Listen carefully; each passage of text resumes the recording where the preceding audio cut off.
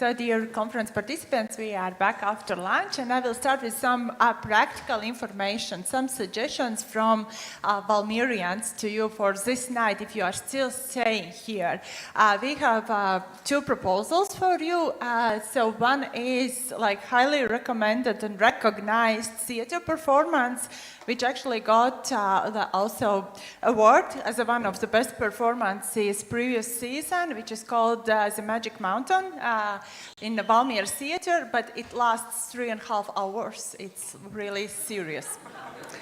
So just for real theater lovers, like real ones. And another one is also opportunity to a little bit enjoy yourselves and company in recreation area with the swimming pool. And our colleague Baiba could give some suggestions and tips if you would like to get to know more about this experience. That's for tonight, if you don't have any other plans. But for today, we will follow with 3 sessions, and we have an artist, Dace, here. She will do visual harvesting while we will having 2 next panel sessions, and she will try to capture like key takeaways and some initial ideas. So please take photos, please share them, please use opportunity during coffee break to come and talk with Dace as well. So this is one more extra activity provided by, like, to end this conference, also visually nicely way. Now we are starting with our plenary session, and I would like to invite speakers for plenary session. Where is innovation coming from? Rethinking place-based creativity through a non-urban lens. So speakers, Team Wojan, Massive Data Institute, United States of America. Carolina Castaldi, Utrecht University, the Netherlands. And Moderator, Tongjing, National Institute for Agriculture, Food and Environment, France. The floor is yours.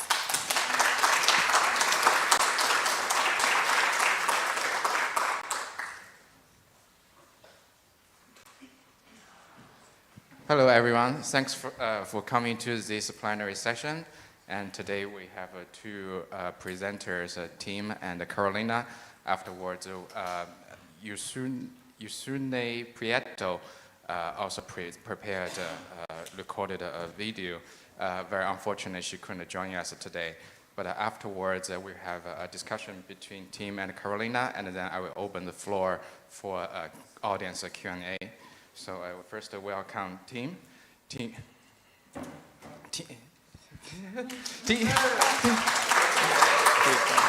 is a researcher at the Massive Data Institute in the United States, and he will talk about the artistic imagination and the relationship with innovation. Thank you, Tim. Thanks, sir. Over the past 3 days, we've heard a lot about people wanting more data and information about, what are the impacts. So I imagine that people are, has the screen come up yet? You have to see my title. People are a little disappointed in the fact that the first line of my title is from a line of poetry. It's the poem that John Dewey included at the end of his book, Art as Experience. A more appropriate academic title for what I'm going to be talking about would be the interrogative Arts Avocations and the Leonardo Effect. Does artistic imagination fuel innovation? And the reason that I prefer this sort of declarative statement for the title is that it captures my lived experience of my alter ego much better. Tim Steenberg, jazz trombonist. So here's my pitch. I cannot guarantee that pursuing an arts avocation will make you a Nobel laureate, but it will definitely make you much more like a Nobel laureate. The reason I say that is that the huge majority of Nobel laureates do pursue arts as a hobby. They have an arts avocation. A Nobel laureate is 30 times more likely to have an arts avocation as the general public, and even 3 times more likely than their esteemed colleagues in the National Academy of Sciences in the US.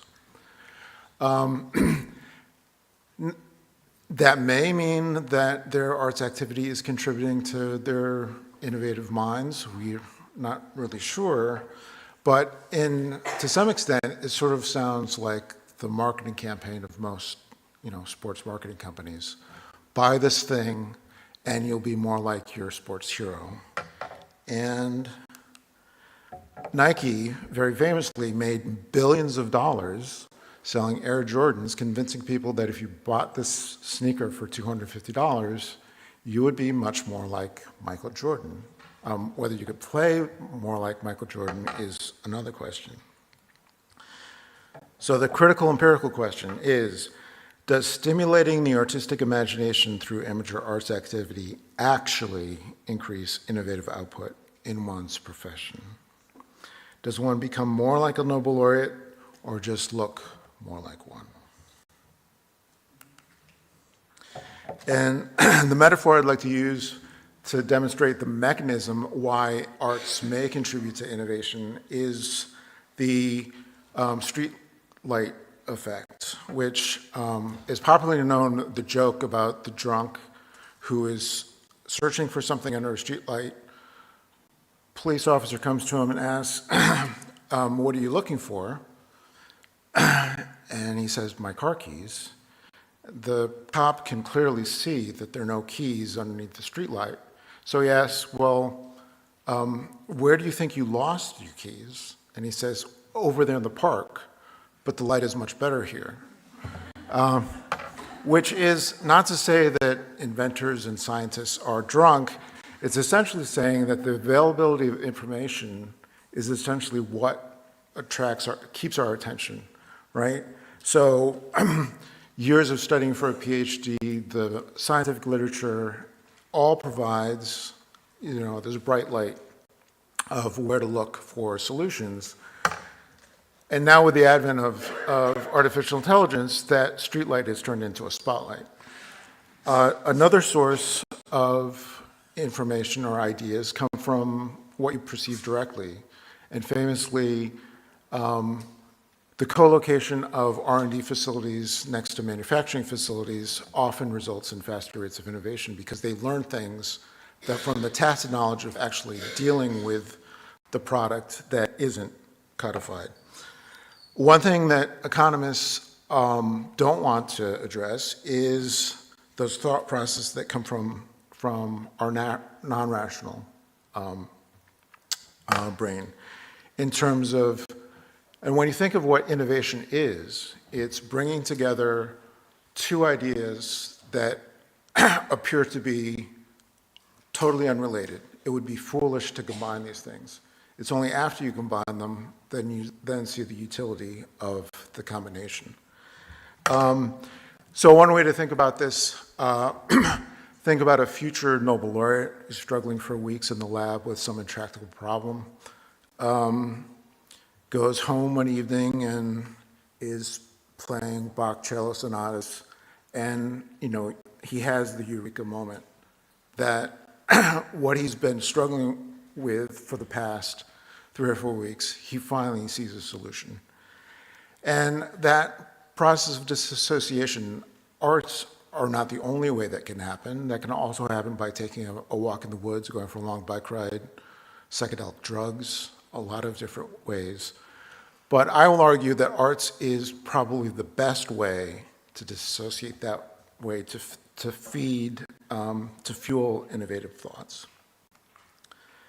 And related to this, James Marsh, who is a business professor at Stanford, had written that all current theories of innovation and entrepreneurship are incomplete as none address the generation of novelty. And so essentially, the economics of innovation does not address the origination, where these ideas are coming from. And that is something March realizes how ephemeral imagination is, and that the generation of novelty is something that is difficult to capture.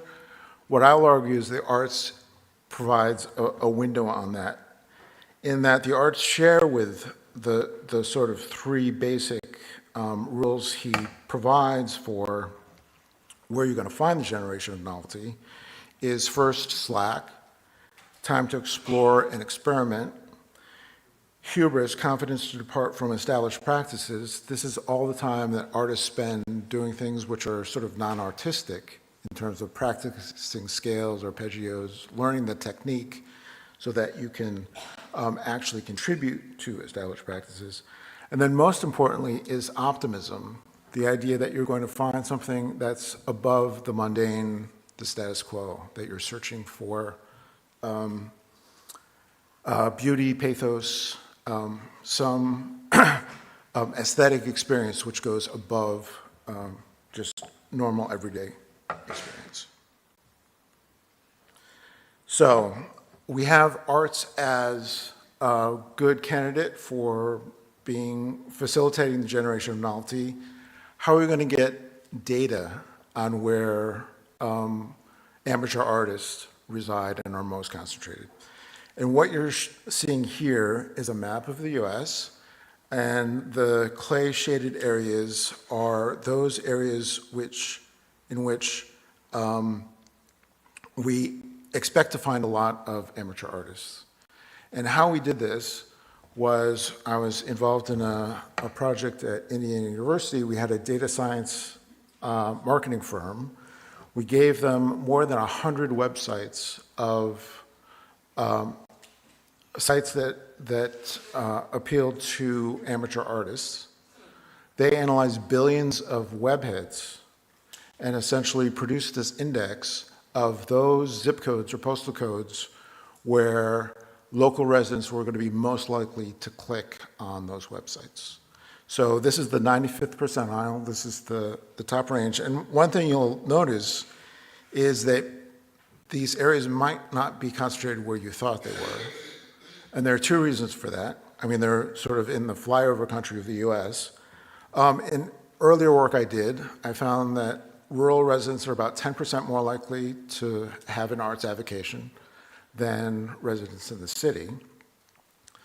The other reason is related to the geographical extent and mapping, and that in a rural area, a zip code could be several hundred square miles. In a large city, a zip code can be less than a square mile. So you're not going to see these sort of amateur arts meccas on the map. So to help you out with that, this is a graph of the largest cities, largest counties in the US that have 20 or more zip codes. And the really interesting thing about this is that they all seem to be centered right around one, which is average level of arts avocation activity. Nearly every city has very high values, and nearly every city has lots of low values. So this whole idea that there may be creative cities, I would argue that there aren't artistic cities, there are artistic neighborhoods, right? So we've got this great data. It might be something as simple to examine, is this index associated with patenting, a generally accepted indicator of innovation? And that would be interesting, but it would be incomplete. The main challenge in isolating the effects of amateur arts activity on patenting by high-tech startups, which is the population I'm going to be looking at in this analysis, is controlling for local factors that may be associated with both. So think of an area with a university.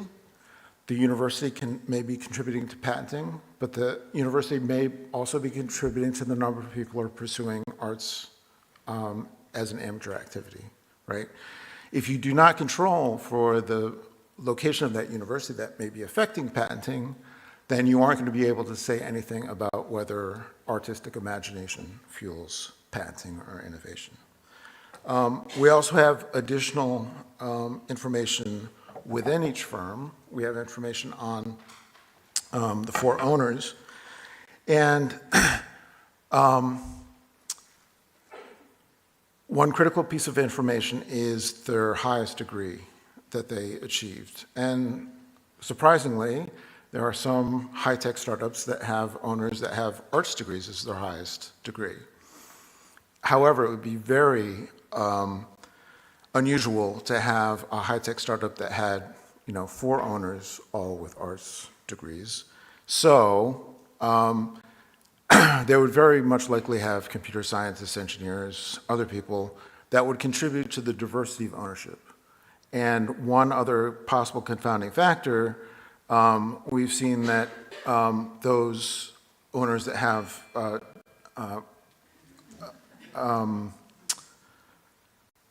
much diversity in the disciplinary focus of the owners also contribute significantly to patenting. So essentially what we're trying to do is control for all these possible confounding factors to get to see if we can isolate the effect of artistic imagination on patenting. So the magnitude of the effect I'm going to be examining is essentially comparing those shaded areas, those counties that were in the 95th percentile, with sort of amateur arts backwaters, those communities which were in the lowest 5th percentile. So anyone have any guesses? What we're going to see? Does arts imagination contribute to innovation? It contributes a lot. Firms that are in these amateur arts meccas are nearly 5 times more likely to submit a patent application. Not only that, they're not only submitting more applications, they're submitting good applications because they're nearly 3 times more likely to be awarded a patent. So this idea that firms in these areas are much more likely to have owners or employees who are pursuing an arts avocation, and they are demonstrably more innovative. Okay, so how would this fit in terms of what in situ is doing? If an active artistic imagination is a reliable means of generating novelty, then supposedly the intrinsic value of the arts also becomes instrumental, if only stochastically instrumental. Arts for art's sake, we can argue that here, if we're preaching at the choir, but most governments, policymakers are not motivated by that, I would argue that what this research suggests is that art is also for innovation's sake. And that message, essentially, the 2 main concerns that I heard throughout this conference is one, that art solely for tourism's sake, the short tourism, it influences a lot of policymakers. And the way that this can counteract that is that local cultural production increases the generation of novelty along with engagement, authenticity, and aesthetic experience. Non-urban cultural ecosystems as dynamic, evolving imaginariums in contrast to just placeholders for imported culture. If you have artists there in your community, that also contributes to the other theme that also seems to have difficulty securing funding, and that is for youth arts activities. Essentially, the arts allow you to think different, right? So we could say render, therefore, unto schools the things which are right or wrong, which are correct or incorrect, and unto art imaginings of what might be. And this is where this is sort of stochastic instrumentalism, because promoting innovative entrepreneurship is never going to be assured. But essentially what we can say here is that the generation of novelty is a necessity for that, and arts is demonstrably a very good way to do that. So main takeaways. Amateur arts activity that characterizes the overwhelming majority of Nobel laureates also appears to fuel innovation more generally. The generation of novelty pursued in the arts is also a requisite for innovative entrepreneurship. And then I think the strongest message from INSITU to the EU with respect to Innovative Europe, the fact that you've started by focusing on cultural creative industries and the arts and combine that with innovation, it essentially brings to the forefront this idea, pulling the covers off the essential missing ingredient of all innovation initiatives, and that is imagination. Thank you for your time.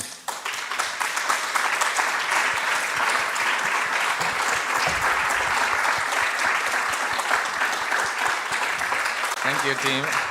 Thank you for your presentation. And our second presenter is Helena. Helena is a full professor from Utrecht University Economic Geography Group. And I should also mention, I actually graduated from there 2 years ago. And so it's especially an honor for me to introduce my, technically speaking, my former boss. And she will discuss about the new ways to measure innovative. Thank you. Helena, the floor is yours. Yeah, thanks. So while the slides are coming, so let me say that I'm here representing the whole team from Utrecht University. We were fortunate enough to be part of the SITU project. Yeah, I want to share some of the research we did. I should say up front as a disclaimer that we were the boring partners, so we were the economists, and Nancy was kind enough to invite us to this community and bringing the more quantitative perspective, bringing the language that some of the policymakers would like to hear, bringing the numbers, and this is, to me, always complementary to what you do, which is much richer, much more closer to what is actually happening. So I'm not going to be claiming that I have the perfect data to capture all that, but I'm presenting some incremental steps that can go in the direction of helping to bring light for policymakers to see what's happening also in rural regions. That's starting from the idea that they might be out of sight. So I'm an economist of innovation, and I've been trying to push these two messages that for you are open doors, right? So for you, it's clear that innovation is not only about high tech and technology, but it's something that I've been repeating a lot, saying, let's also talk about non-technological innovation, and let's also think about creativity-led innovation. And I will explain in a moment how we define it in order to measure it as well. And also that innovation is not happening in cities only, that there might be something out there in rural regions that we want to be able to map and capture better. So let me start by how we define creativity-led innovation. So it's a partial definition of all the multiple ways in which creativity might matter, and I think it's complementary also to what Tim just presented. He brought in also the artistic inclination that some of the inventors might have from their own interests and hobby. Here I'm talking about corporate activities, so I'm going to focus on corporate innovation activities by large firms, but also by entrepreneurial firms. And I'm going to look at artists and creatives that are officially doing that as a profession. So that would come up in official statistics of occupations and skills, right? So not all the rest, that is still very important.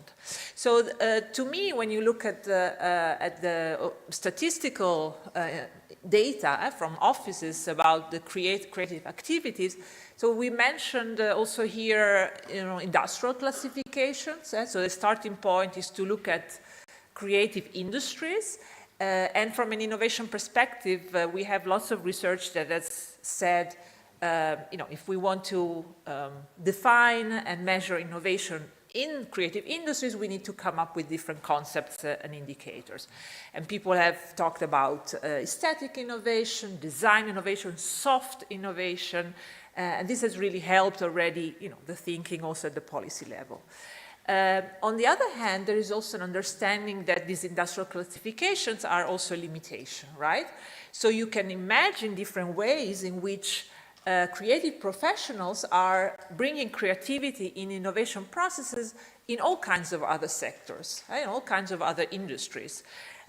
So they might mean that they bring design to high-tech products, they might bring heritage to microbreweries. So yeah, I've put here a Dutch beer, but I could have put the Latvian beer actually.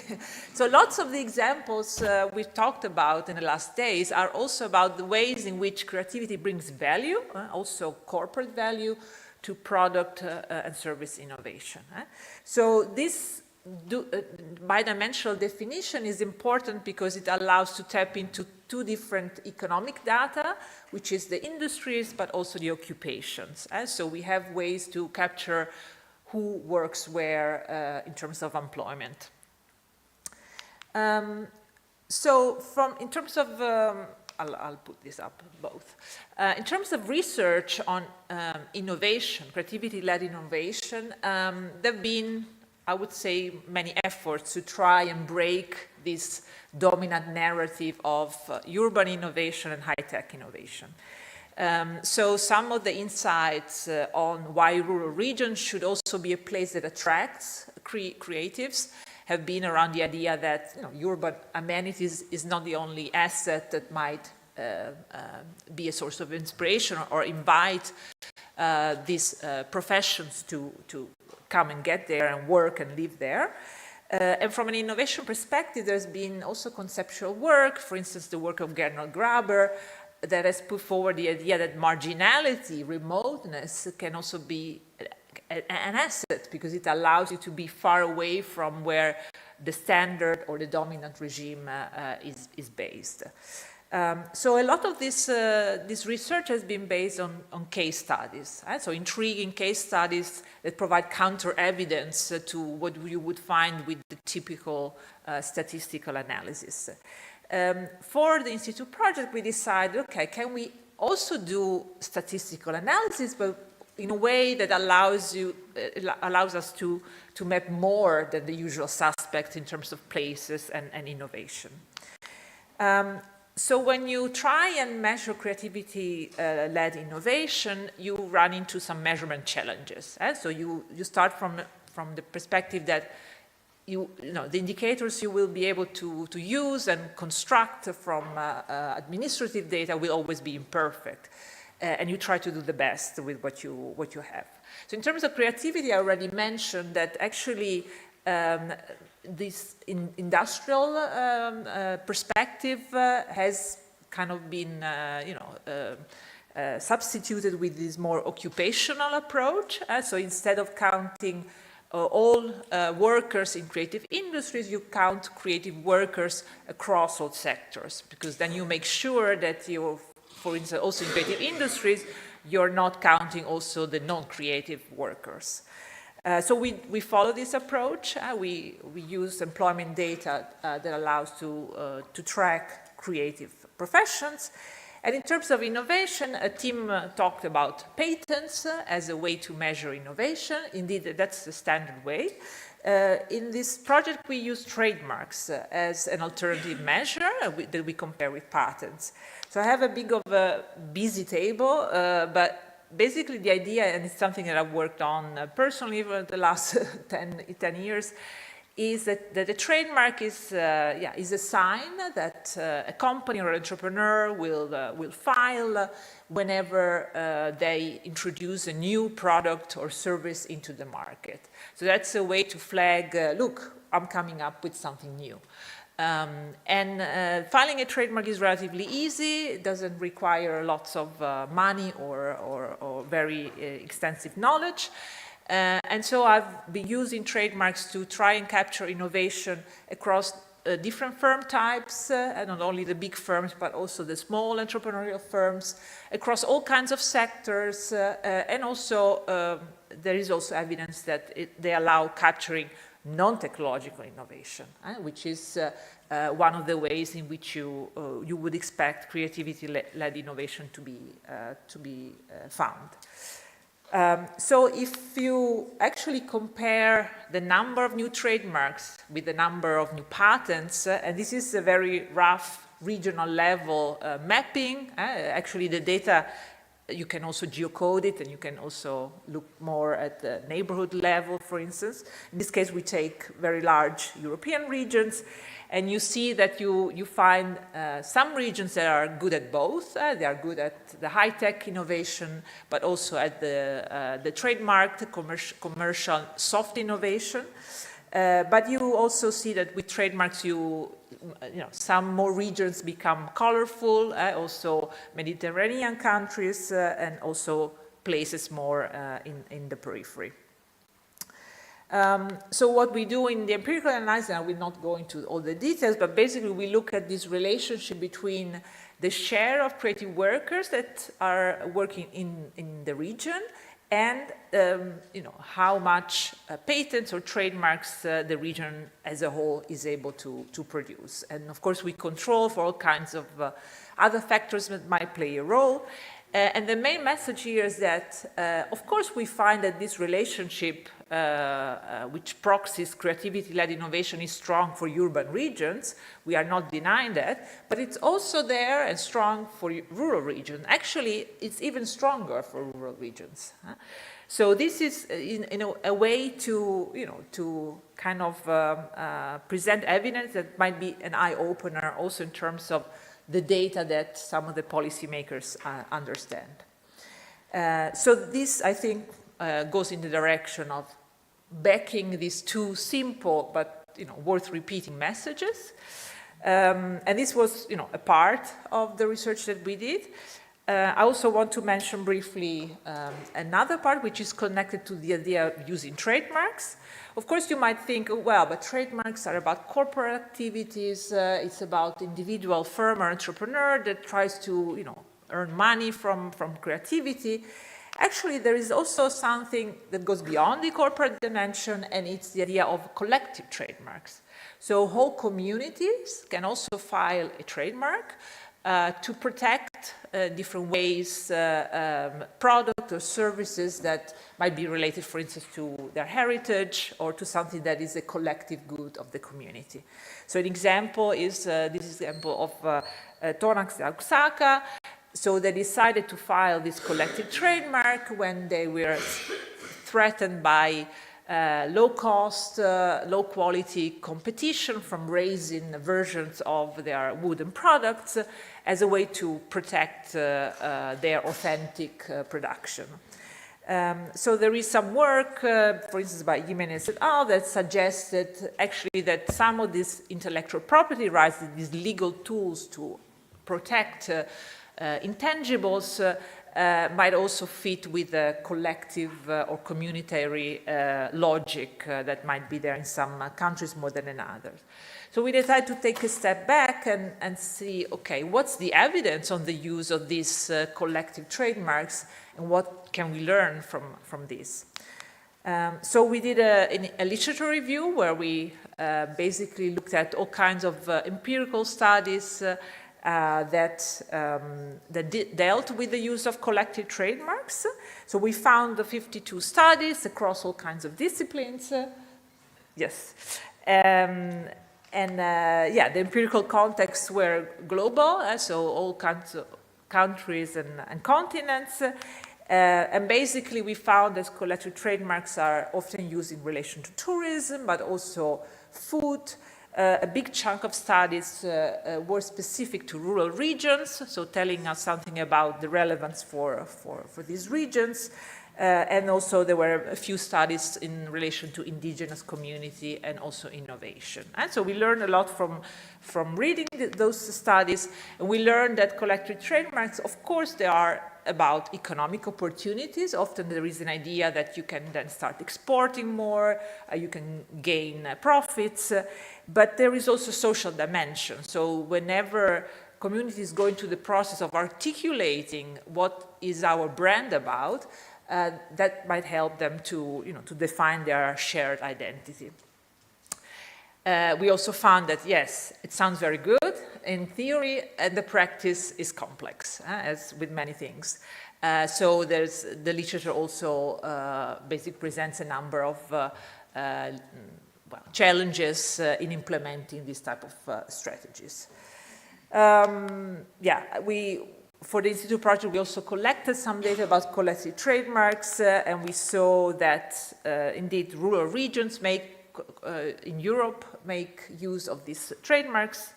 But yeah, we still, actually it's more for future research to try and better understand why certain regions use them more than other ones.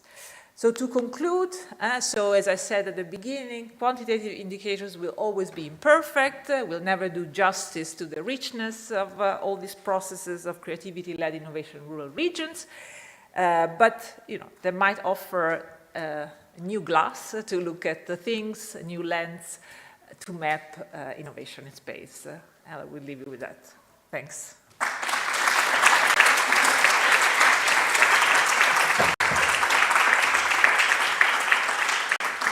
Thank you, Carolina. And our third contribution will come from Josune Prieto from Moderator Knowledge and Innovation. Unfortunately, she couldn't be with us, but she has recorded her video, and let's see it now.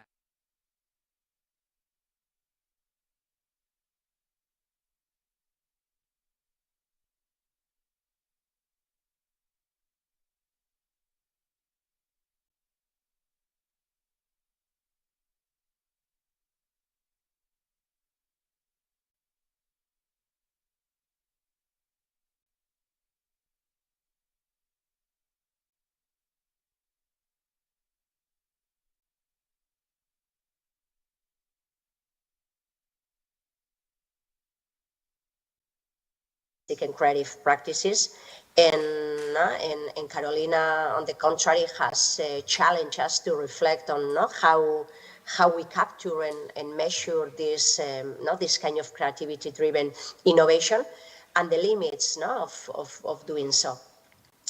So, and it's precisely in this space between the imagination and measurement where we will say that our work is positioned. Okay. From our perspective, especially in non-urban areas, the issue it's not that creativity is missing. It's that it's widely distributed. Very often it's informal and not always visible. And most importantly, it's not easily translated into a structured innovation or competitive advantage. So the key question here becomes, how do we move from imagination to structured pathways for innovation and competitiveness? Okay, so it's this is where the idea of a roadmap comes in.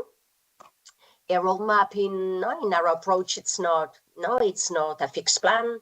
It's not about predicting the future. Okay, it's a way to connect where we are today with where we want to go. And it helps align long-term vision, emerging trends, and also concrete actions. And importantly, it allows different actors to work together within a shared strategic direction.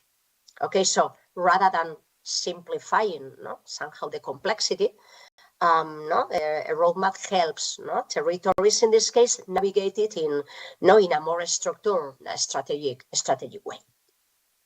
So in our case, we have adapted the logic to cultural and creative industries in non-urban areas, and we introduced one key shift. Instead of focusing only on sectors, we look at how the value chain currently actually works. Okay, from creation to production to distribution and access, and how and what we consistently observe is that the challenge it's not a lack of creativity, but rather gaps and weak connections across this system. Okay, so to understand how to act on this, we combine two key perspectives: market pull emerging needs and demand side and requirements, requests coming from the society, from the demand side, together with technology push, and that are the new possibilities, those elements that are supporting, that are solving, giving response to what is coming from the demand side. And innovation tends to emerge when territories are able to align these two perspectives, what is needed with what is possible. And this leads us to how we structure the model, the roadmap model. That is the table you are seeing in the screen. So what you see behind the roadmap, it's a structure of a role model process model, and organizing in 4 different clusters, 8 categories, and 32 opportunity spaces. Rather than going in detail in every single opportunity space, let me briefly highlight the logic of behind the biggest blocks that are the clusters. Okay, so I'll go one by one, just you to know like an overall overview about what it's each of them. So the first cluster, the cultural and social foundations, sets the baseline. And it focuses on heritage, both tangible and intangible, but also on how it's governed and activated. So it's not only about preservation, but about ensuring that cultural assets remain relevant, inclusive, and connected communities. Okay. If we jump into the second cluster, the territorial activation connects culture with place. It focuses on mobilizing rural and ecological resources and linking cultural ecosystems to their territorial context. And it brings in sustainability, circular practices, and creative role of communities in shaping cultural transitions. And the third one, the experience economy, transform culture into experiences. It explores how identity, heritage, and creativity can become engaging, immersive, and accessible experiences. And very often it's through digital tools, storytelling, and also tourism.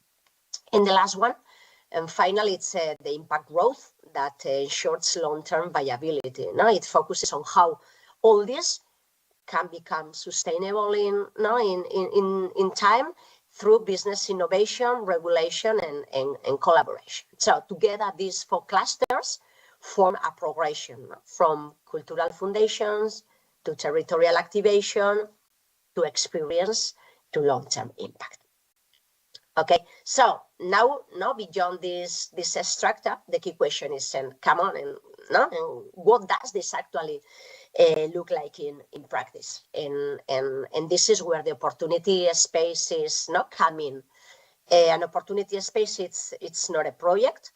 It's we will say that it's a strategic space for action where multiple initiatives can emerge. So it's defined at the intersection of real needs coming from the already described market pull side, and emerging possibilities, the technology push. And it provides direction, inspiration, and also a structured way to act within a territory in this case.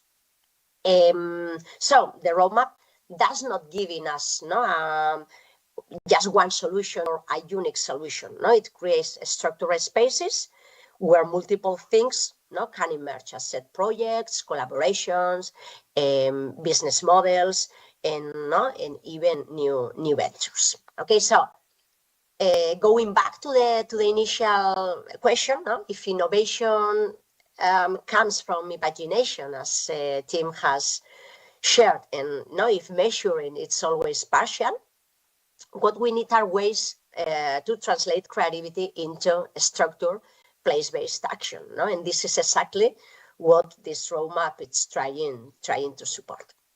So This is all for now. This is all for today. And if you are interested in learning more about the work we've been developing in this area within In Situ project, we invite you to explore the report we have developed. And yes, thank you very, very much for your attention, and hope you enjoy the rest of sessions and the conference. Okay, a big hug to everybody. Thank you, Josune. Thank you, Josune. The time goes very fast, and now we have only 10 minutes in total for the discussion. But first, I would invite you, Carolina and the team to discuss about your work to each other. And I find your work is actually quite complementing to each other. Team, you're from individual amateur artist level, and Carolina, you're rather from the firm, corporate, and the first time I heard the word collective community level trademark.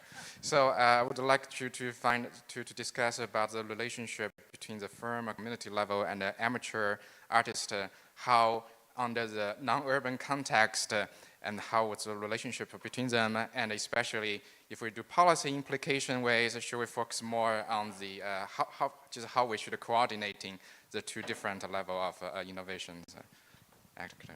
Well, I'd just like to say, in terms of the work on collective trademarks, I mean, a lot of that has to do with a long history of established practices, which oftentimes is seen as something that is not innovative, that it's structured and resists innovation. But on the other side, it is an important source of identity. And so, I think merging communal trademarks with a outlook to innovation.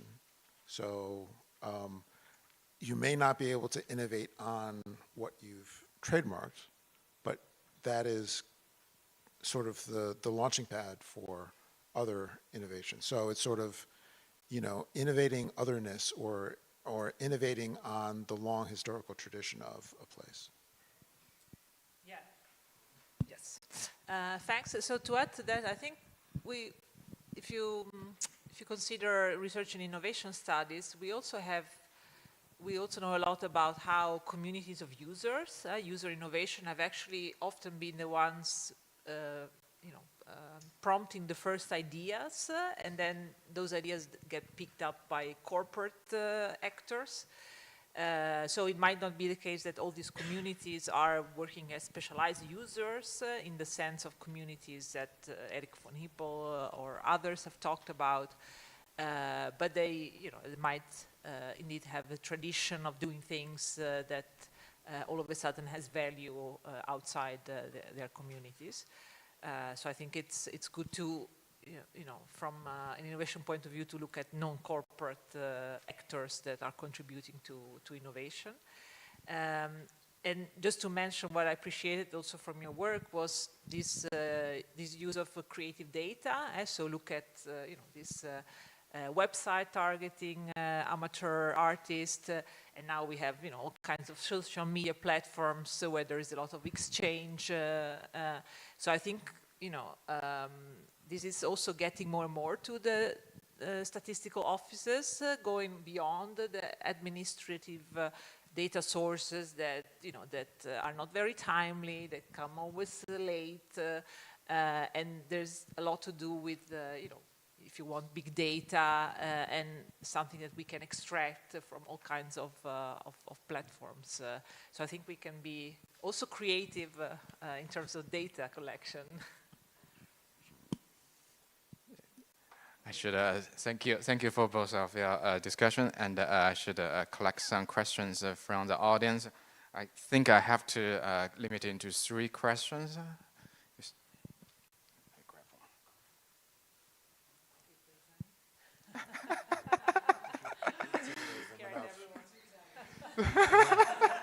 We're only economists and economic geographers. Don't be afraid.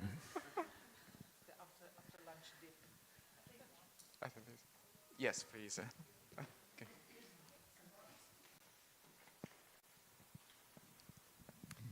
So thank you for your Great presentations. I am Katriina Simonen from University of Turku, Finland. And I'm thinking here a little bit outside of this focus from ecological perspectives about nature. And my question is, how could it be, or do you find a way how it could be possible to decrease consumption by using trademarks or patents? Do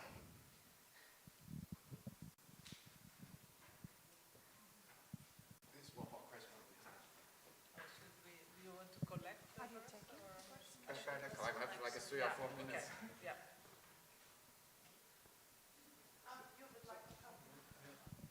Thanks so much for your presentations. Just wonder if you can both say something about occupations. Just about, we know, most of us will know about occupations, double, triple occupations and so on in rural areas, and just what you think about occupation data and in relation particularly to amateur participation and so on as well. Just both of you could comment and that'd be great.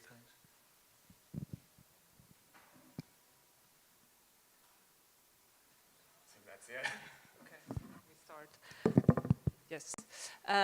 Maybe I start with the first question. Yeah, it's. I guess it's a big question, right? So how do we innovate without increasing consumption? Because a lot of innovation is new things that you can adopt.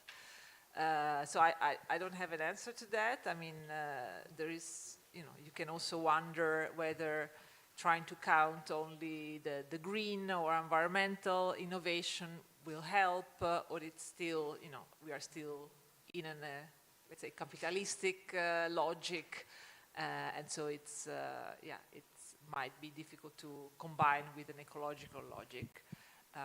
So that's, a big question, and maybe Tim also has a viewpoint on that. Well, just in terms of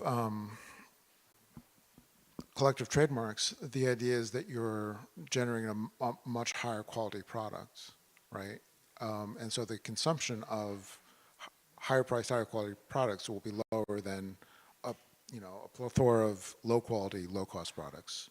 So I think building in, if you're contributing to the intellectual property of what a community is producing, you're raising the price, you are making it more resource compatible. It's less based on quantity and more based on quality. So, I mean, I think that is one strategy for pursuing sustainability.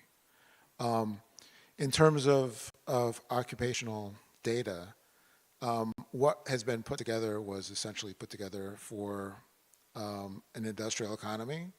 The idea that your job was your identity and you had one identity and that was it. I think, particularly when we're going into the age of AI, polymathy and the ability for people to, within a single person, contain multiple identities is going to be critically important. Not just for innovation, but for a lot of other reasons. The idea that your job defines you and you have a single definition, I think is very outmoded. Yeah, so I would tend to agree. So in the same way that we are now thinking that industrial classification are becoming obsolete because a lot of economic realities go beyond the industrial codes, probably we are also thinking that with the future of work looking quite different than the present or the past, that occupational classification will also become more and more obsolete. So a lot of work is also shifting to skills data, to even more granular ways in which you can describe work beyond occupational categories. So that might be another area which is interesting to explore. Yeah. Thanks.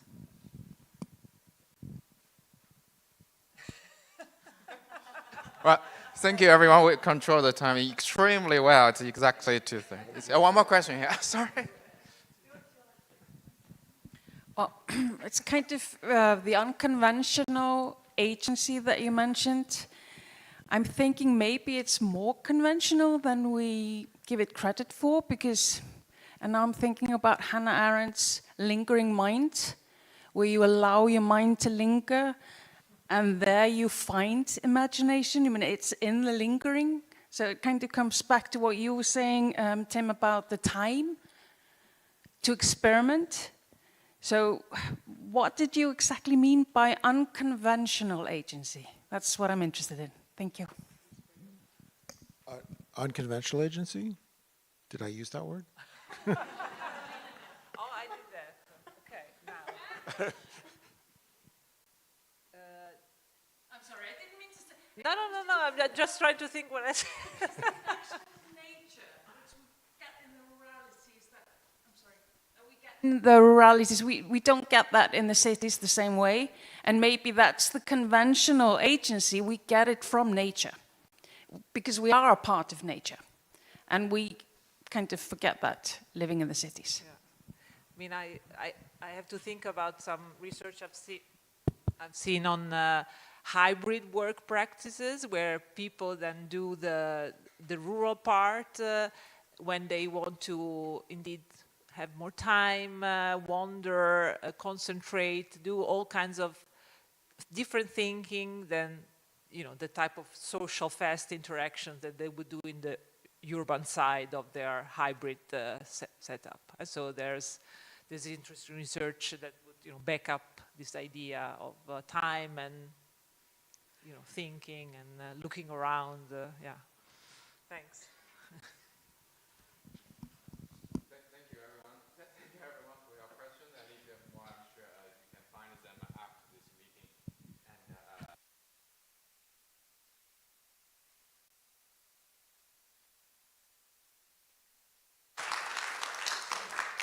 Thank you very much for this plenary session. And now you can stretch a bit, because we need to breathe. And if you feel that it's too warm, you can come down here, because down here it's a bit colder. And so we will then continue with the next plenary session. And I'm happy to share the name of the plenary session, which is Shaping Future Policies, EU Policy Frameworks for Non-Urban Creative Ecosystems, and I will invite speakers. So, Ruth Artiles Valero, European Network of Cultural Centers, Belgium. Please join us. Alan Walter, University of Hildesheim, Germany. Maryline Filippi, National Institute for Agriculture, Food and Environment, France. And our moderator for this plenary session, Erna Kaaber, BIFROST University, Iceland. So,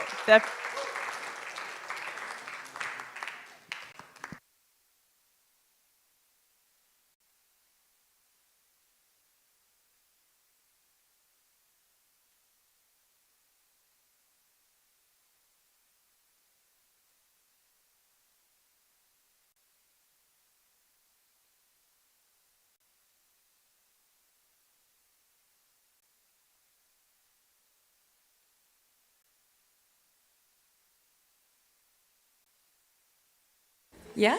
Oh, thank you. We're just going to go straight into it. Okay. So my name is Ruth Artiles, and I'm the Policy and Advocacy Officer of the European Network of Cultural Centers, ENCC, which was part of the work package that was looking at producing policy recommendations out of all of the findings from this project, and quite literally presenting them face-to-face to the EU. I don't even know how long that was ago, like maybe a month ago now. And we're based in Brussels, which is the EU bubble. I was tasked with presenting you like a general policy landscape at EU level of where in situ has fallen in, like the research question in itself, but also the findings that it produced. And as I said, I work in the EU bubble, so I got a bit bubbly, and that's why there's like 3 bubbles presenting what, in my opinion, are the 3 policy areas where in situ has fallen under. Also, I kind of like divided this into the timeliness of in situ findings. That's the arrow there. And also the place in which the in situ findings have fallen under, and that's the policy context. So first of all, I wanted to present that little arrow. So in situ, its whole trajectory, but mostly the second half and this very last like culminating moment is coming at a very important time of budgetary negotiations, which is the multi-annual financial framework of the EU, which is under development and will define both how much money the EU has for 2028-2034, but also what parts of that budget will be dedicated to what areas of policy and collaboration specifically. And so that was already drafted by the Commission. Now it's being very hardcore lobbied in at the European Parliament, and finally it will be adopted by the Council in like December 2027. And there's no going back once that's done. And within that multi-annual financial framework, there's like these 3 newcomers, 3 new elements that didn't exist before. One is the European Competitiveness Fund, which is all about like technology and research, and most of all like European sovereignty over those innovations. Then there's Agora EU, which is literally a merge of Creative Europe program and the SURF program. So it's like 2 elements being united under a same name to start with, but actually when you dig into the things that merging can like produce, it gets quite juicy, and we will talk about that later. And then Horizon Europe 2.0, because even though Horizon Europe has existed, and it's not literally called Horizon Europe 2.0, the drafting is different. So I don't want to call it the same name as something else that we're very familiar with already, because there's important differences, so let's call it like the 2.0 version. We will also be talking about that. And then,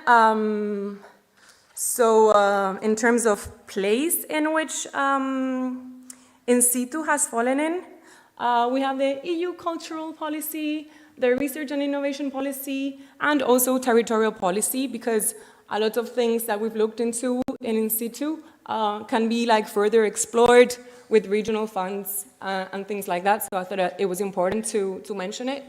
And then I put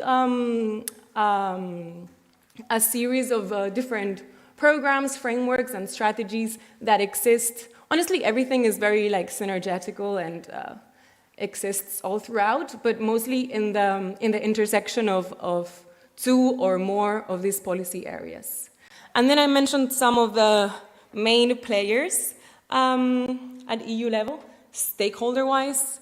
We have the Director General for Culture, DG EAC, of course.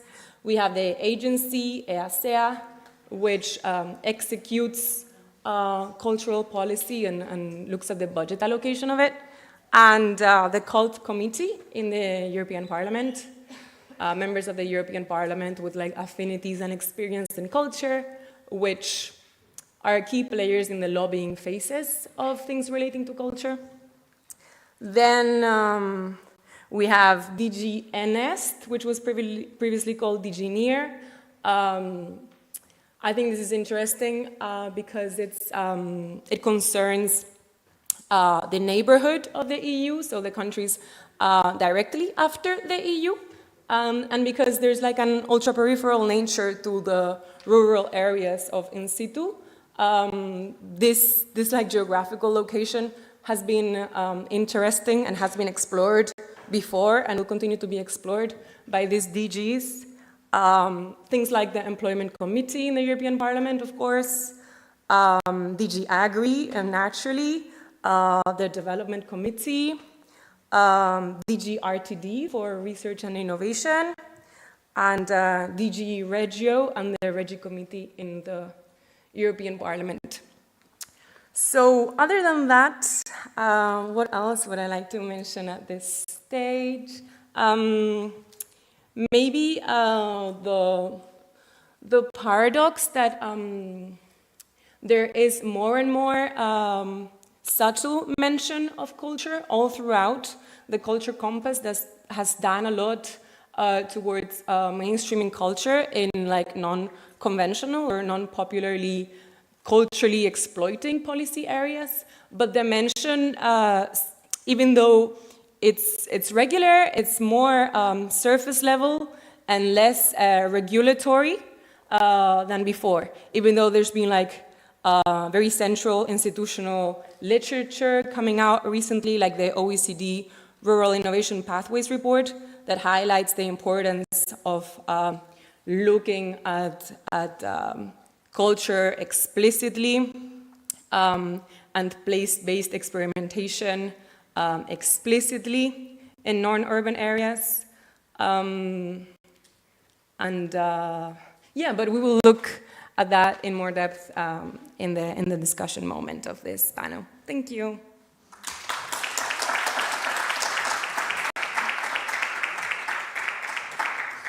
Thank you, Ruth.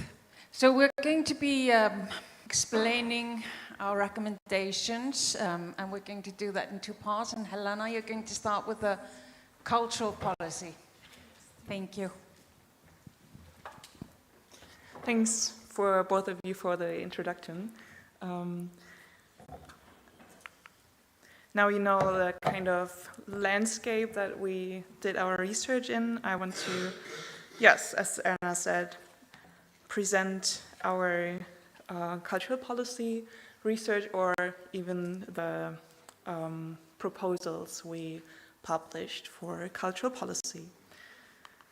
So the key findings, I mentioned it already 2 days ago, but just in case some of you haven't been there, the key findings basically are that non-urban regions affect a lot of people. A lot of people are living there in non-urban regions of Europe, and the regions themselves are affected by transformation, inequality, and political disenchantment. And while the industry, the cultural and creative industry, have the potential to foster, for example, social cohesion and innovation, we heard it earlier today, still, yeah, they have a lot of like specific local challenges that can be easily overlooked by, for example, centralized and top-down policy approaches. So like the main recommendation or wish would be to develop tailored participatory policies and programs that center on local needs, potentials, and diversity. And to make it a bit more specific, what do we mean by that? Here are 4 proposals for cultural policy that are part of the cultural policy proposals we published last year, I think? In December, yes, it was last year, December, and which is downloadable on the INCC homepage. And first of all, we would love to see social-cultural initiatives be supported more because we think they promote, for example, communal participation and community itself. And yeah, we wish for programs to not only focus on heritage and or tourism, but those social-cultural initiatives that are most of the time rooted in the community itself and really know about the local challenges and really can address them. We also would love to see microfunding structures be enabled, and by microfunding we mean, for example, a municipality getting grants and being able to easily give them to smaller projects. So those smaller projects, again, knowing the local challenges and local ecosystem, can then easily access this money and do something with it without having to go through this process of getting the fund themselves, because for example, municipality will do that for them. This, of course, can be applied on different levels. Municipality is only one example of that. Then the next one would be on third spaces. we would like to see public spaces be more understood as a potential for third spaces. That would include allowing funds to be used for equipping those spaces, to be a good space to host cultural events, to host community. And by those public spaces, I'm talking about libraries, town halls, museums, but also like any building that's maybe not used anymore. Like, for example, I heard a lot of churches that are basically empty and not used anymore. And in some places, they already started reusing those, or finding shared uses, for example, having a library and something like a hostel inside a church, which brings up so many great opportunities. And the last but not least, definitely not least, would be the artist policy dialogue. In general, dialogue are so important because it helps getting us, all of us, a mutual understanding for each other's very different situations and needs. So we would love to see more dialogues between different actors and as well on different levels. And that's where I hand the mic for Maryline for the innovation part.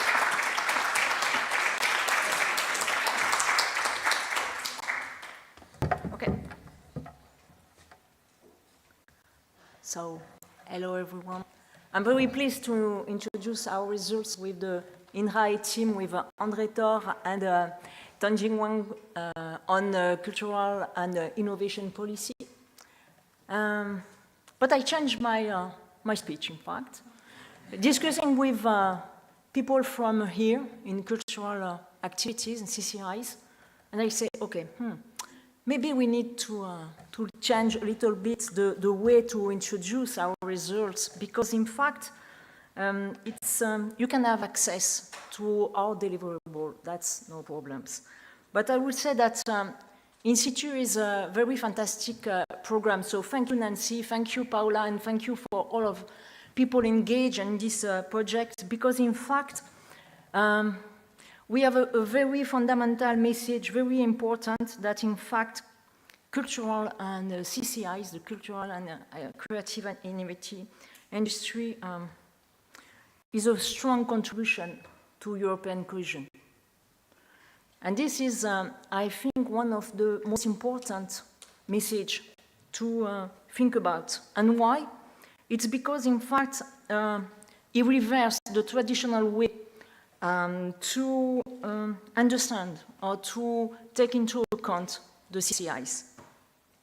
For a long time, in fact, innovation policy and cultural policy mainly view creativity using an urban point of view. Creative city, cultural district, and so on. And then as you say, they are most demonstrative, the Institute demonstrates the completely opposite.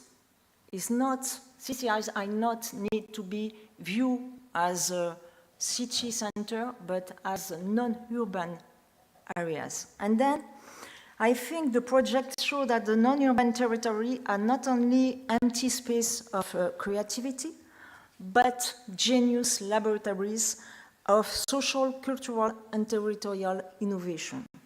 And that it's very important because, in fact, CCIs play a deeper roles than a simple economic sectors.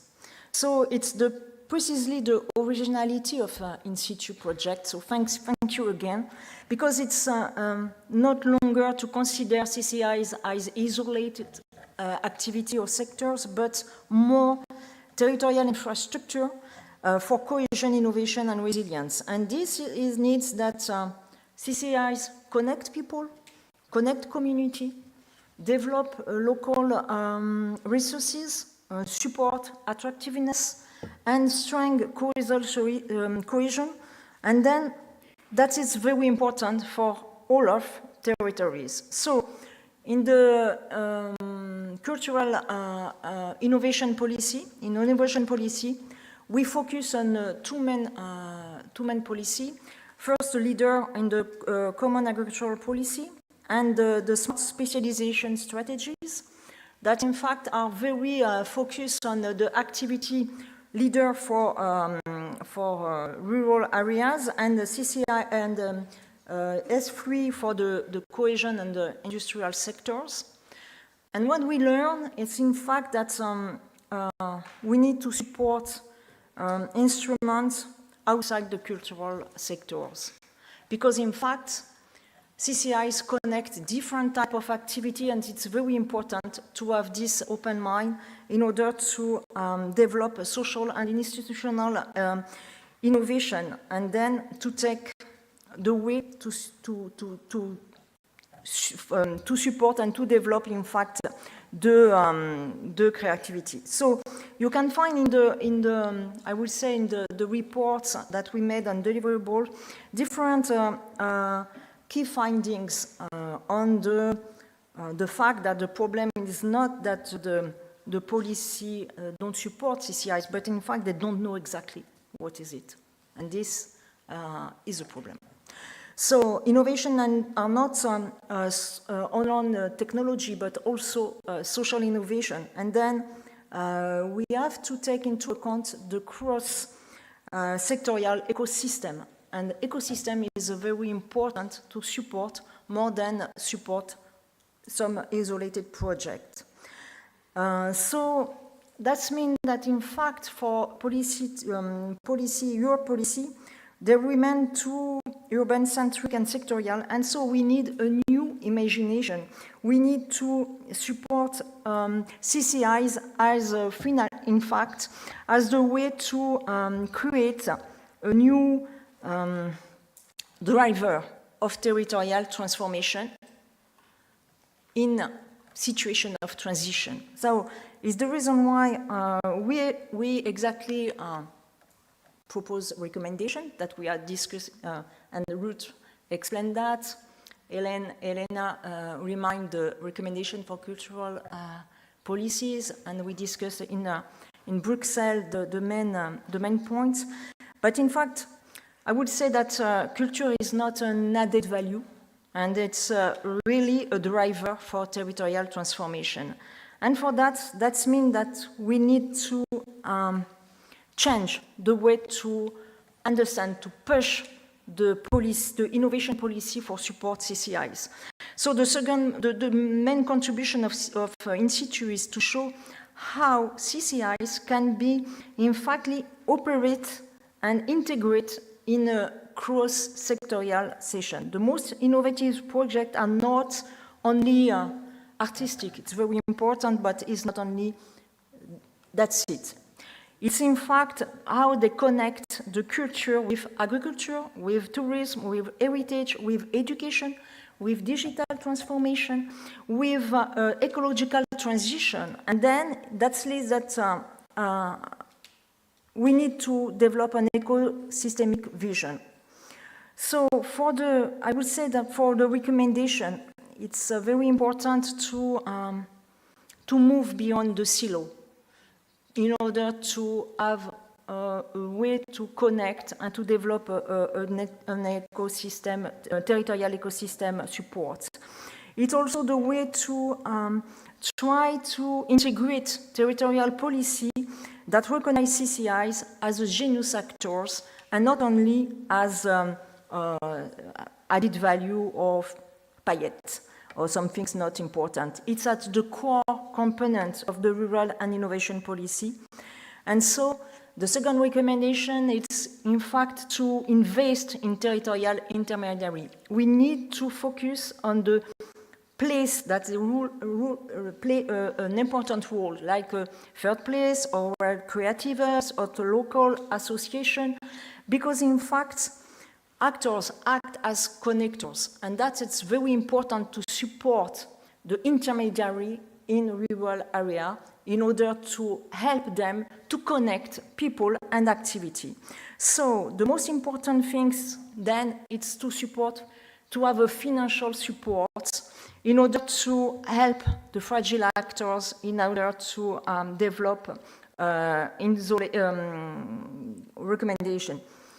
And then I will finish on this third recommendation. You can see we have different ones, but I think one is important. One important is in fact to say we don't do the things for local community.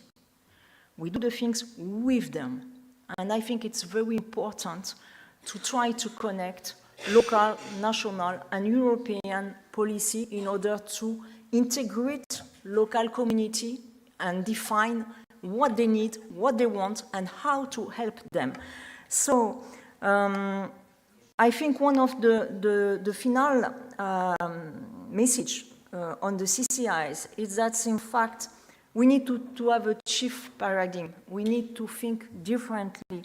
We need to work together in order to rebuild cooperation capacities of actors, of territories, and in fact to create ecosystem in non-rural areas. So thank you for your attention, and I give the floor to Helena for the introduction of the handbook on culture and innovation policy that we made as an added point. Thank you.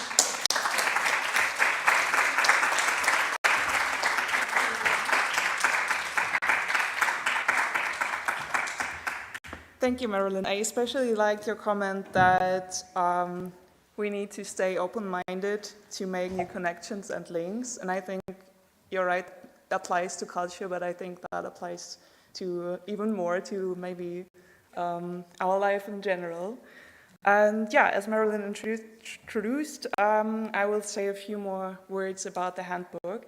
So the handbook is basically both of our teams, the innovation and the culture policy, did those proposals we told you about now. And the handbook is the result of those two sets of proposals brought together into something that's more like a combined version and at the same time a more practical approach. So it's not basically only the proposals and the scientific approach, but also how could this be implemented. And the key challenge we had for the handbook was therefore not only to support cultural or innovative activities, but to adjust the existing policy instruments, to be able to recognize and sustain the existing processes through which innovation occurs in non-urban territories. Collective problem solving, cross-sector collaboration, place-based experimentation, and the coordination work that holds these processes together. And what we found by trying to combine the sets of cultural proposals and innovation policy proposals is that there are like three different lenses or dimensions or maybe topics that occurred to us by combining those two sets. And those three lenses I want to introduce you to. The first lens is the ecosystem. And here oh sorry, I forgot one thing. I wanted to mention that one thing we also found by combining is how well innovation and culture goes together. I mean, it's not a surprise to you. We had it now for a few days. In many sessions this occurred, how innovation and culture is intertwined. But we started as those two different teams, and now it's coming together. So it was kind of, well, not surprising, but nice to see it all coming together. And we found that culture can be innovative if it's increasing the collective problem-solving skills of a community, and that at the same time, innovation is very relevant to culture because it can be able to protect or support the conditions for continuity. And continuity, we also had it in this conference, is very crucial for culture and community in non-urban areas. So back to the three lenses. The first one is the ecosystem lens. And here we're talking about different roles of people being active in the ecosystem. We're talking about structures, about mediation between policy and practice. So it's a lot about sustainability of initiatives over electoral cycles. We had it earlier, what happens when someone else is in charge, someone else has a role.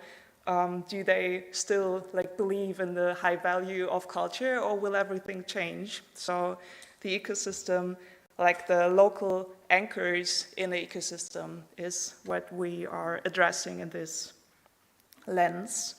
The next lens is the time lens, or the continuity lens. So we're talking about time frames that are clashing. On the one side, you have the time frames of funding cycles, and on the other side, you have the time frames of the cultural ecosystem itself. We found that arcs or long-term and continuity is more valuable than immediate outputs, but sadly, that's what we get from a lot of fundings.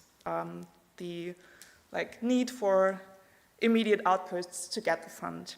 And the next one, the third lens, is the governance lens. And here we are talking a lot about co-creation of policy, clear communication between different stakeholders and actors, and participation. That is also including the evaluation of existing policies, but also the development and the implementation, because one thing that also is very important to us is to underline that the development and the implementation shouldn't be perceived as one separate things. First we develop policies and then we think about how to implement, but to try to intertwine those two processes, to have the implementation and the development kind of intertwined, so it can be this constant process of thinking about something, trying out, evaluating it, still with, of course, participation, communication, and yeah, I think you got the idea. So with the handbook, Maryline, you tell me when you want to intervene or add something. With the handbook, we want to underline that when applying an urban-centered policy model to non-urban areas, of course, that's not working.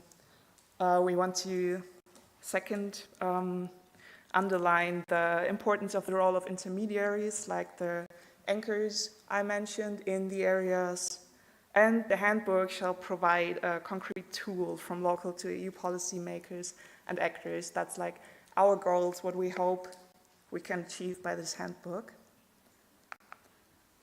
And I think that's a summary of a lot of our thoughts come together. What is important to us as the culture and innovation policy team we now became through the last deliverable together is rethinking support from projects and single outcomes to an ecosystem that should be supported, recognizing the role of CCIs in innovation, designing policies that fit non-urban realities, so it should be flexible. That also refers to the microfunding I referred to earlier. Then we state that continuity is important to support, not only for culture, but also for innovation and the intertwining of both of them. And again, investing in coordination and intermediaries, that you know who to address, who is in charge of what. That's so important for the ecosystem to function, to be strong and sustainable. Reducing fragmentation across policies, meaning strengthening the link between cultural innovation, rural and social policies. That refers a lot to what André was talking about on Monday, I think, the silos in which a lot of policies are thinking that we need to break up. And last but not least, making policies accessible, simplifying procedures and reduce administrative burden, but also a lot of communication. And there you can see the loop back to the wish for a dialogue, including policymakers and actors from the CCIs, but also other people that, like the local people that will be affected as well. Do you want to join me for our final key message? Oh yeah, I will join you over there. Yes, that's great. Okay, yeah. Our final message, in fact, it's thinking with cultural policy and innovation policy, it's to give indication, because in fact it's we decide to propose an handbook. An handbook, it's something very useful, a tool for actors, for policymakers, for actors at local level, but also to Europe level. And so the idea is to give for indication for all of type of actors, how they can mobilize funding, how they can work together, because the first things to support CCIs is to know what is it exactly, how they work, and how we can support community. So the idea, it's in this perspective, it's to focus on the idea that is not only some things added value, some things nice or kind, but it's a really lever to change and to transform territories and society. And we are convinced that if we support CCIs in this way, we can develop a more sustainability to more fair development for all the community and for Europe. So thank you so much.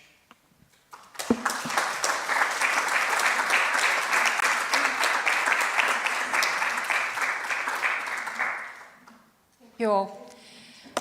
So we have a little bit of a time, I think, for a conversation, and I would like to start because we did a round table with the bureaucrats and the politicians a few weeks ago. So what would be your take on that, Ruth, if you would start? We all have our own microphone? Yep. My take on that. Well, I would say that it's always a great opportunity, especially at the end of a project, to talk face to face and be given the space. It was also very meaningful to see what parts of the bureaucrats decided to come up to the session, to the room. It was like a 3-hour session.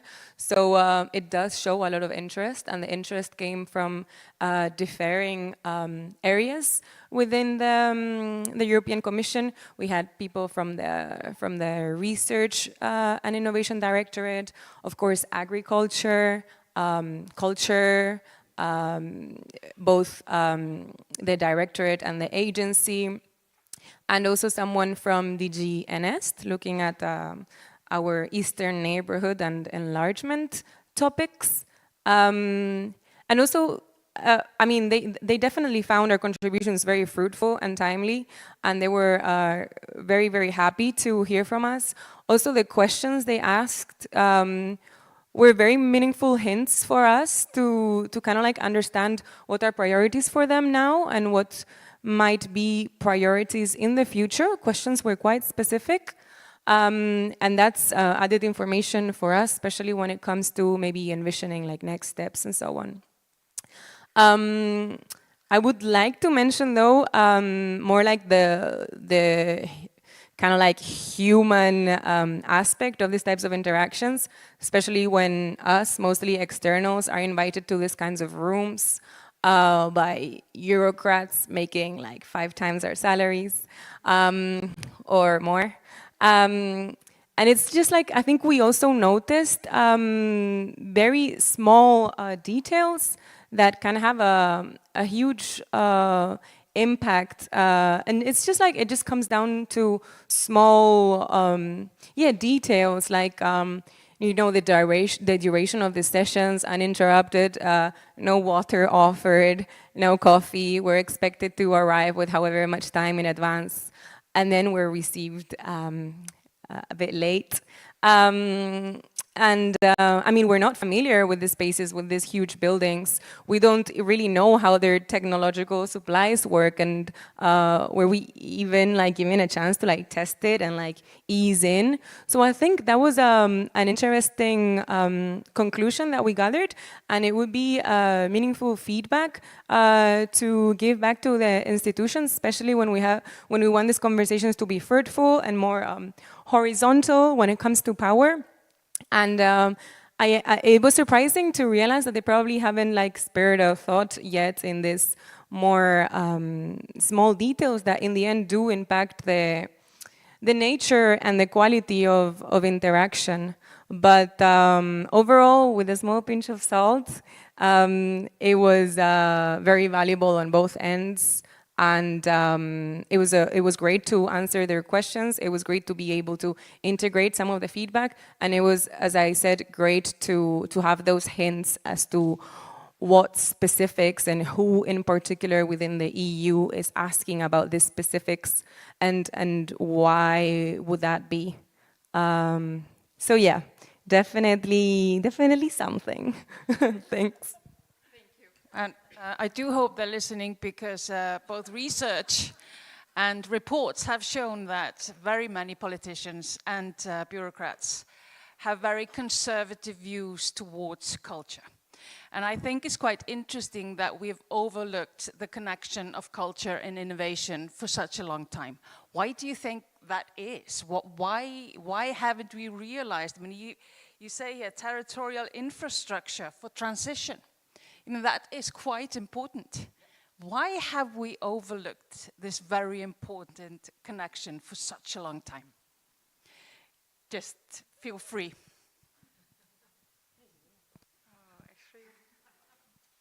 That's a good question, indeed. Yes.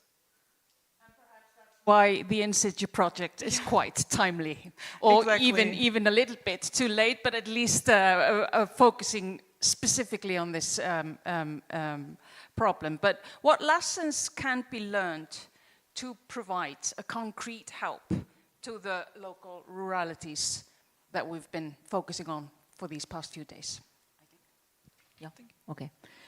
Thank you for the question, Erna. It's not easy to answer. I just want to stress that we're in time of transition, that's sure. Ecological transition, digital transition, democratic transition. And here in Latvia, you know what it means sometimes, what is the international pressures. And it's hard for all of countries in Europe, in the world. So if we take into account the result of In-Situ, in fact, to define what exactly the CCIs, what is the innovation, what is the importance of non-urban areas and how to connect people and to work with people and communities, I think our results give line, tools in order to create value, to create answer to this amazing and terrible situation, international situation. We need to give capacity at the local actors in communities. And I suppose that the interest of In-Situ is to give guidelines or tools in order to think, to work together, to also find a finding. Because when we say, okay, when you want to support creativity, you have also to look and to connect other activities like tourism, agricultural, and so on. That means that, in fact, you not are in silo, but in ecosystem. And so the money can support the community in order to develop these capacities. And I think it's very important to think how we can work together in order to give more capacity and more powerful for people to create the new solution in transition. Thank you. And this kind of goes back to the third spaces or third places that you were discussing, Helena, because just thinking about the development of the library, in Finland you've got this wonderful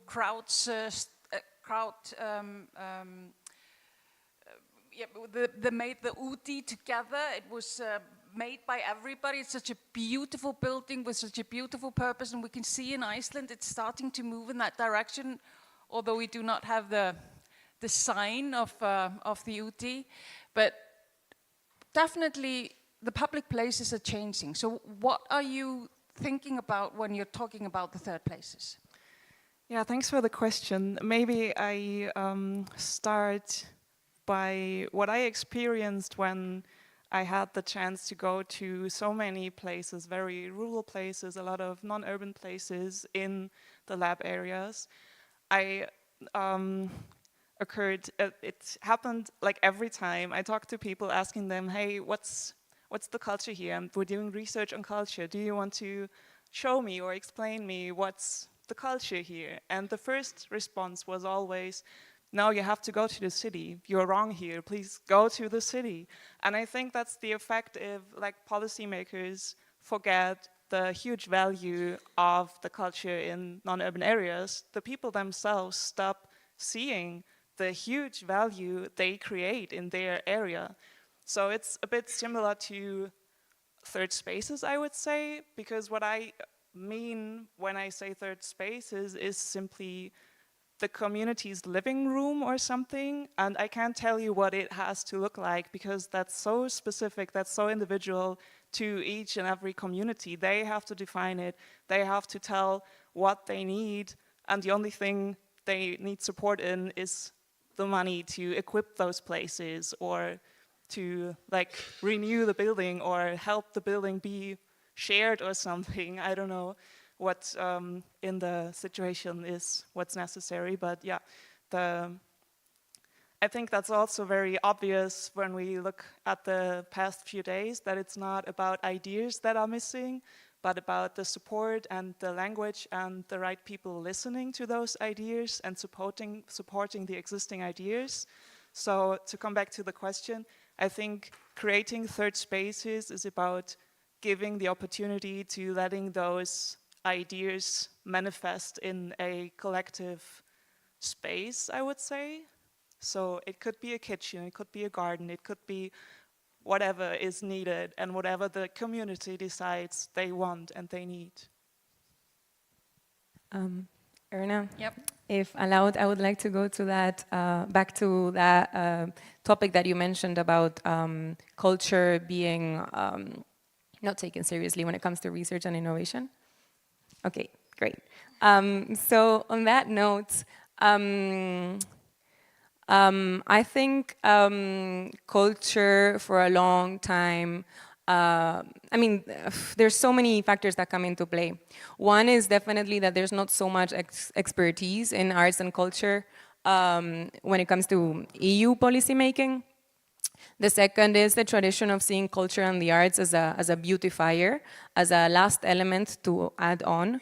But I think especially at EU level, EU politics and EU foreign relations, when we look at EU history, at some point the EU was tiny and very fragile, and we were looking at culture as a way to strengthen the fragility. So we were really looking to use it for cultural diplomacy. We were looking to use it to expand EU values. Most of all, this aligns with, you know, our neoliberal European values. Let's communicate that through culture. But then again, it was like preliminary statements, and then using culture and the arts as a communicator and as a beautifier of this communication. But, and then, because we used this narrative for so long, there was this kind of like vicious cycle that came into play where we culture wash other political priorities. We culture wash other strategies. We add the cultural element of, okay, let's just now culminate this parallel research with a mural, or like let's consult 7 youths to tick this youth engagement KPI, or what is the queer community, can the queer community show up at this like final event on something completely unrelated? The thing is, and one of the previous presenters was talking about the distinction between art for art's sake and arts for innovation's sake, and I totally agree, and that's a very obvious and helpful way of putting it. But I think, in essence, art for art's sake is innovation. It's just not like preliminary defined innovation. It's actually Unconstrained research, it's a method through which like trial and error is welcomed. So the conclusions and the findings that can come from that can be all the most valuable, because it can show us problems that we didn't realize were there. We didn't write a research question and then use culture to look into it or to like beautify the findings. But we went and we experimented and we looked into these topics in a very granular way, including society. And then you know what? The problem was not this one that we would have anticipated. Or maybe that's a problem, but it falls under this bigger umbrella of this other problem, or it's more of a secondary problem. And it's projects like in situ that can really help us deconstruct the distinction of arts and research and innovation.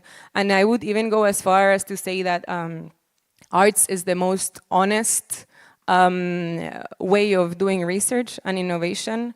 It's the one that can produce the most surprising findings, and is the purest and less constrained. And in so doing, it's the most critical, and maybe that that can scare people. But yeah, that's my master narrative answering that question. Thanks. Thank you. It's kind of about keeping the gap open, isn't it?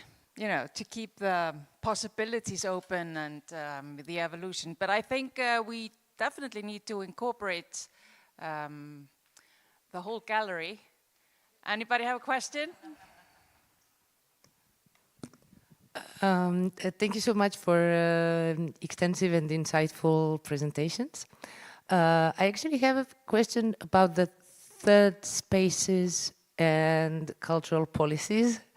And my kind of doubt is whether either European level or national levels are able to find this third space in which the administrative sectors that are strictly divided can actually cooperate in order to generate these combined policies which would support different type of outputs and needs that actors have.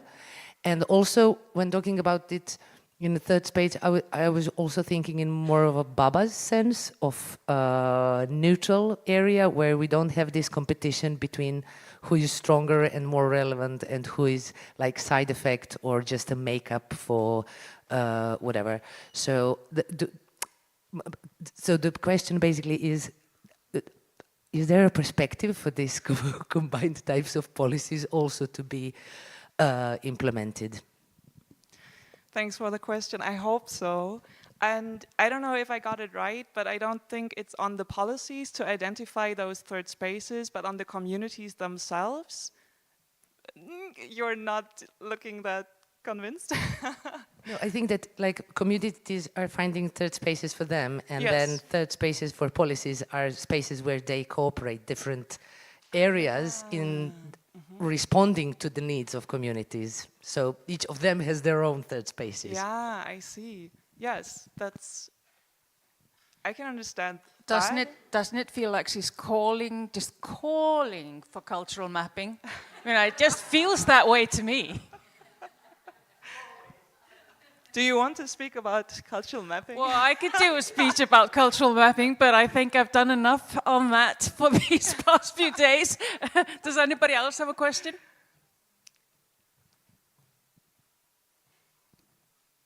Thank you. Thank you for such an interesting insight and key messages. Something that came to my mind with this reflection is that at the very end we have this high-level conversation that you had, that it seems that they always have in mind that all the problems that you have, like in real life, you can solve it at local level, and it's your national problem. It's like this can be solved nationally. But at the very end, all the approach is that the things are made with funds, with resources. So we don't have specific resources for the rural, rather than the leader funds that are more structural funds, and we are in culture, so we need more social funds to do things.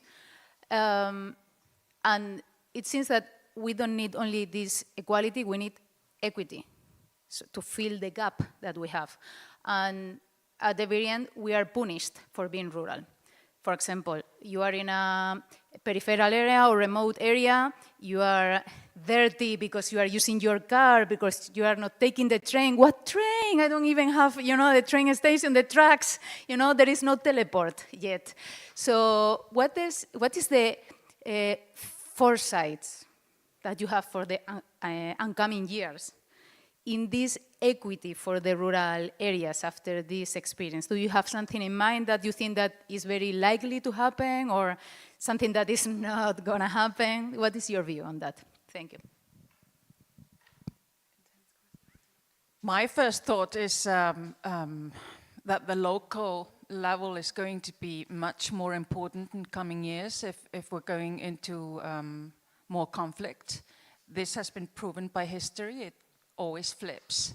So I think we're going to have to see policy that works for the local level, and we will do that with participatory methods. So we can inform with cultural mapping, sorry people, we can inform policy bottom up. It can come from the local level, and it can go to the national and to the supranational level, if you will. But it has to be fitting for each locality, and they're different. They have different needs. I'm sorry, I just can't stop with that, sorry. Sorry. No, I'm totally in line with how you've answered that, Erna. I would just like to add a few things, because you were asking, Marta, about the future when it comes to rurality and whether there would be more equity for people inhabiting those spaces. I think they're definitely going to be receiving much more attention, and I hope we can influence so that the attention is going to be appropriate and good. And I think there's going to be a lot of attention, because I also really like that you brought up the ultra-peripheral component of this project, because I think it hasn't been talked about so much. And at the end of the day, these are our external borders. And for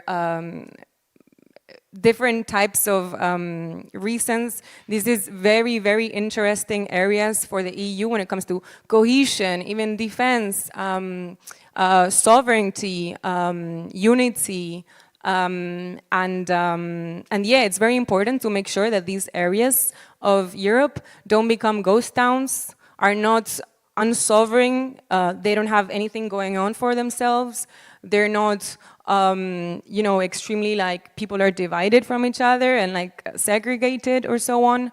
And I think going back to the third spaces for culture, if we utilize what I have identified as third spaces for culture, which are opportunities like consultations and lobbying, I feel like people don't realize that we can literally coerce our representatives at the European Parliament, our members of the European Parliament, especially if it's through united action. If you send a request that has 100 signatures of 100 different institutions, that's not going to be disregarded. To make sure that this attention that is already there, and is already there much more than they're making us think, comes in a constructive way, in a humble way, and ultimately helps us in rural areas, especially at our peripheries, beyond just being instrumentalized for external action issues and so on. So I would say those are the two tendencies. And we talk a lot about creating more third spaces for policy. And I mean, yeah, I would totally welcome those. But I perhaps suggest using the existing third spaces in a way more impactful way and trying to verse ourselves way much. It's much easier to revolutionize from the inside than to create something completely parallel and then try to gain legitimacy for it. Yeah, that's 2 in 1. I thank you. I think we have time for one more question. Unless we don't have it.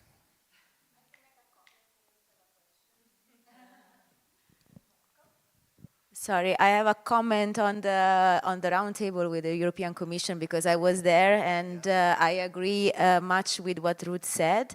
But I also wanted to add that what this experience taught me is that we definitely don't speak the same language, and that much has to be invested by research projects or also artistic creative projects when you meet the Eurocrats, as you call them.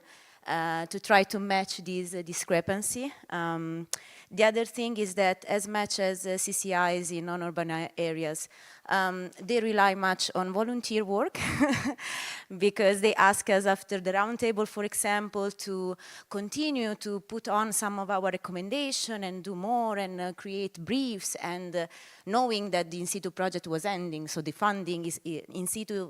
Okay, the organizations that are part of in situ are long-standing organizations, but the project is a short-term project. So they were relying on volunteer work that we would continue without funding. And then the other two things is that, the Brussels bubble, they are so surrounded by lobbyist work that they expect you going to them. So that you advocate and also that you know what's happening there. So, well, I speak on the side of researchers.